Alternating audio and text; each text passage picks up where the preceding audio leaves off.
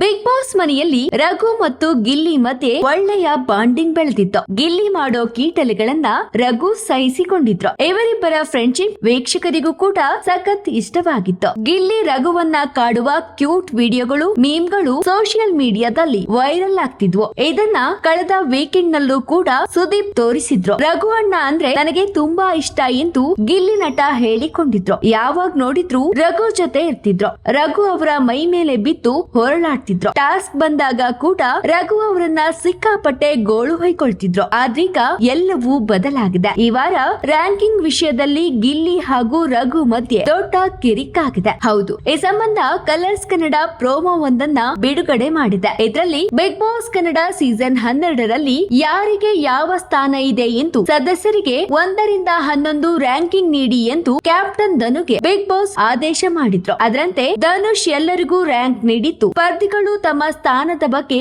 ಮಾತನಾಡಬೇಕಿತ್ತು. ಧನುಷ್ 2ನೇ ಸ್ಥಾನವನ್ನ ಗಿಲ್ಲಿಗೆ ನೀಡಿ, ನಿನ್ನ ವಿಷಯಕ್ಕೆ ಬಂದಾಗ ನೀನು ಸ್ಟ್ಯಾಂಡ್ ತೆಗೆದುಕೊಳ್ತೀಯಾ ಅಂತ ಅನಿಸಿತು ಅಂತ ಹೇಳಿದ್ರು. ಆಗ ರಕ್ಷಿತಾ, ಗಿಲ್ಲಿ ನಟ ಮನೆ ಕೆಲಸ ಏನು ಮಾಡೋದಿಲ್ಲ ಅಂತ ಹೇಳಿದ್ರು. ನಂತರ ರಘು ಅವರು ಮನೆಯಲ್ಲಿ ಶುದ್ಧ ಸೋಮಾರಿ ಅವನೇ, ಆದ್ರೆ 2ನೇ ಸ್ಥಾನದಲ್ಲಿದ್ದಾನೆ ಅಂತ ಹೇಳಿದ್ರು. ಇದನ್ನ ಕೇಳಿ ಗಿಲ್ಲಿ ಕೆಂಡ ಕಾರಿದ್ರು. ಯಾರು ಕೇಳಿದ್ರು ಮನೆ ಕೆಲಸ ಅಂತ ಕಾರಣ ಕೊಡ್ತಾರೆ. ಏನು ಮನೆ ಕೆಲಸ ಮಾಡೋದಕ್ಕ ನಾನು ಇಲ್ಲಿ ಬಂದಿತ್ತು ಅಂತ ಕೂಗಾಡಿದ್ದಾರೆ. ಅದಕ್ಕೆ ರಘು ಅಡುಗೆ ಮನೆಯಲ್ಲಿ ತಟ್ಟೆ ಹಿಡಿದುಕೊಂಡು ನಿಂತಿದ್ಯಾ ಅಂತ ಪ್ರಶ್ನೆ ಮಾಡಿದ್ದಾರೆ. ಇದನ್ನ ಕೇಳಿ ಗಿಲ್ಲಿ ಮತ್ತಷ್ಟು ಕೆರಳಿದ್ದಾರೆ. ಅದಕ್ಕೆ ರಘು ತಾನು ಮಾತನಾಡುವಾಗ ಗಿಲ್ಲಿ ನಟ ಮಾತನಾಡಿದ್ರು ಎಂದು ಸಿಟ್ಟಾಗಿದ್ದಾರೆ. ಇದೇ ವಿಚಾರವಾಗಿ ಇವರಿಬ್ಬರ ಮಧ್ಯೆ ಜೋರು ಜಗಳವಾಗಿದೆ. ರಕ್ಷಿತಾ ಇವರಿಬ್ಬರ ಜಗಳ ಬಿಡಿಸಲು ಮುಂದಾಗಿದ್ದಾರೆ. ಇನ್ನು ಇದಕ್ಕೂ ಮುಂಚೆ ಕೂಡ ರಘು ಮತ್ತು ಗಿಲ್ಲಿ ಮಧ್ಯೆ ಬಟ್ಟೆ ವಿಚಾರಕ್ಕೆ ಜಗಳವಾಗಿತ್ತು. ಮ್ಯಾಕ್ಸ್ ಮಂಜು ಅವರು ಗಿಲ್ಲಿ ನಟನ ಬಟ್ಟೆಗಳನ್ನ ನೋಡಿದ್ರು. ಇಷ್ಟೆಲ್ಲ ಚೆನ್ನಾಗಿ ಬಟ್ಟೆ ಇದ್ರೂ ಕೂಡ ಹಾಕಿಕೊಳ್ತಿಲ್ಲ ಎಂದು ಪ್ರಶ್ನೆ ಮಾಡಿದ್ರು. ರಘು ಗಿಲ್ಲಿಯವರ ಬಾಸ್ಕೆಟ್ ನಲ್ಲಿರುವ ಬಟ್ಟೆ ಶೂಗಳನ್ನ ಹೊರಗಡೆ ತೆಗೆದು ತೋರಿಸಿದ್ರು. 2 ವಾರಗಳಿಂದ ಬಟ್ಟೆಗಳನ್ನ ಕಳಿಸ್ತಿದ್ದಾರೆ. ಬಟ್ಟೆ ಕಳಿಸಲಿಲ್ಲ ಎಂದಾಗ ನಾವೆಲ್ಲ ಬಟ್ಟೆ ಕೊಟ್ಟೆವು, ಈಗ ಬಟ್ಟೆ ಕೊಟ್ಟಿದ್ದೇವೆ, ಕ್ಯಾಮ್ರಾ ಮುಂದೆ ಚೆನ್ನಾಗಿ ಕಾಣಿಸ್ಕೋ ಎಂದು ಹೇಳಿದೆವು, ಆದ್ರೆ ಕೇಳ್ತಿಲ್ಲ. ಇವತ್ತು ಹೇಳಿದೆ, ಇನ್ಮುಂದೆ ಬಟ್ಟೆ ಆದ್ರೂ ಹಾಕಿಕೊಳ್ಳಿ ಬಿಡಲಿ, ನಾವು ಕೇಳಲ್ಲ ಅಂತ ರಘು ಅವರು ಹೇಳಿದ್ರು. ಇದರ ಬಗ್ಗೆ ಇಬ್ಬರ ನಡುವೆ ವಾಗ್ವಾದ ಕೂಡ ನಡೆದಿತ್ತು. ಇನ್ನು ಈ ವಾರ ಬಿಗ್ ಬಾಸ್ ಮನೆಯಿಂದ ಜಾಹ್ನವಿ ಹೊರಬಂದಿದ್ದಾರೆ. ಈ ವೀಕೆಂಡ್ ನಲ್ಲಿ ಜಾಹ್ನವಿ ಮನೆಯಿಂದ ಹೊರಬರ್ತಾರೆ ಎಂದು ಯಾರು ಕೂಡ ನಿರೀಕ್ಷೆ ಮಾಡಿರ್ಲಿಲ್ಲ. ಧ್ರುವಂತ್ ಹಾಗೂ ಮಾಳು ನಿಪನಾಳ ಇಬ್ಬರಲ್ಲಿ ಯಾರಾದ್ರೂ ಒಬ್ರು ಹೊರಗೆ ಬರ್ತಾರೆ ಅಂತ ವೀಕ್ಷಕರು ಊಹಿಸಿದ್ರು. ಆದ್ರೆ ಜಾಹ್ನವಿ ಹೊರಬಂದಿರೋದು ಮನೆ ಮಂದಿಗೆ ಮಾತ್ರವಲ್ಲದೆ ವೀಕ್ಷಕರಿಗೂ ಶಾಕ್ ನೀಡಿದೆ. ಜಾಹ್ನವಿ ಅವರು ಸದಾ ಅಶ್ವಿನಿ ಗೌಡ ಜೊತೆ ಅಂಟಿಕೊಂಡಿದ್ರು ಕೂಡ ಅವರ ಹೆಸರು ಚಾಲ್ತಿಯಲ್ಲಿತ್ತು. ಬಿಗ್ ಬಾಸ್ ಕೊಟ್ಟ ಟಾಸ್ಕ್ ಗಳಲ್ಲಿ ಆಕ್ಟಿವ್ ಆಗಿಯೇ ಭಾಗವಹಿಸಿದ್ರು. ಈ ಟಾಸ್ಕ್ ಗಳಲ್ಲಿ ಗೆದ್ದು ಮನೆ ಮಂದಿಯ ಮೆಚ್ಚುಗೆಯನ್ನು ಕೂಡ ಗಳಿಸಿದ್ರು. ವಾದ ವಿವಾದ ಅಂತ ಬಂದಾಗಲೂ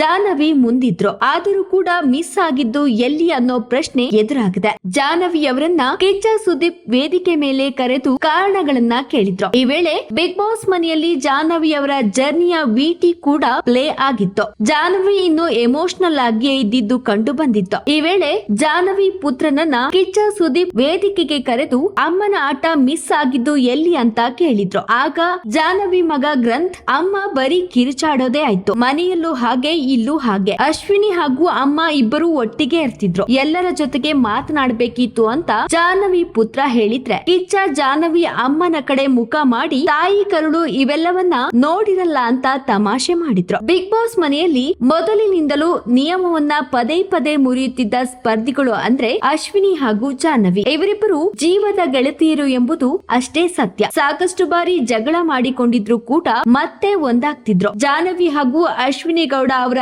ಗಾಸಿಪ್ ಕೆಲ ಸ್ಪರ್ಧಿಗಳನ್ನ ಪರ್ಸನಲ್ ಟಾರ್ಗೆಟ್ ಮಾಡ್ತಿದ್ದಾಗ ಇವರಿಬ್ಬರಲ್ಲಿ ಒಬ್ಬರಾದ್ರೂ ಬೇಗ ಔಟ್ ಆಗಲಿ ಎಂದು ವೀಕ್ಷಕರು ಅಭಿಪ್ರಾಯ ಪಟ್ಟಿದ್ರು. ಆದ್ರೆ ಇಂದು ಜಾಹ್ನವಿ ಔಟ್ ಆಗಿದ್ದು ವೀಕ್ಷಕರಿಗೆ ಬೇಸರ ತರಿಸಿದೆ. ಬಿಗ್ ಬಾಸ್ ನಲ್ಲಿದ್ದ ಕೆಲ ಸ್ಪರ್ಧಿಗಳಿಗಿಂತ ಜಾಹ್ನವಿ ಬೆಸ್ಟ್ ಅಂತ ಹೇಳ್ತಿದ್ದಾರೆ. ಇತ್ತ ಗೆಳತಿ ಹೋಗಿದ್ದಕ್ಕೆ ಅಶ್ವಿನಿ ಗೌಡ ಬಿಕ್ಕಿ ಬಿಕ್ಕಿ ಅತ್ತಿದ್ದಾರೆ. ಆದ್ರೆ ರಾಶಿಕಾ ಮಾತ್ರ ಸೂರಜ್ ಬಳಿ ಮಾತನಾಡುವಾಗ ಪ್ರತಿ ಬಾರಿ ಯಾರಾದ್ರೂ ಎಲಿಮಿನೇಟ್ ಆಗ್ತಿದ್ದಾಗ ಬೇಜಾರಾಗ್ತಿತ್ತು. ಆದ್ರೆ ಈ ಬಾರಿ ಬೇಜಾರಾಗಿಲ್ಲ. ಜಾಹ್ನವಿ ಹೋಗಿದ್ದು ಖುಷಿ ಆಯಿತು. ಅವರೊಂಥರ ನೆಗೆಟಿವ್ ಎನರ್ಜಿ ಅಂತ ಹೇಳಿದ್ದಾರೆ. ಇದಿಷ್ಟು ಇಂದಿನ ವಿಡಿಯೋ. ಮುಂದಿನ ವಿಡಿಯೋದಲ್ಲಿ ಮತ್ತಷ್ಟು ಇಂಟ್ರೆಸ್ಟಿಂಗ್ ವಿಷಯಗಳೊಂದಿಗೆ ಸಿಗೋಣ. ನಮಸ್ಕಾರ.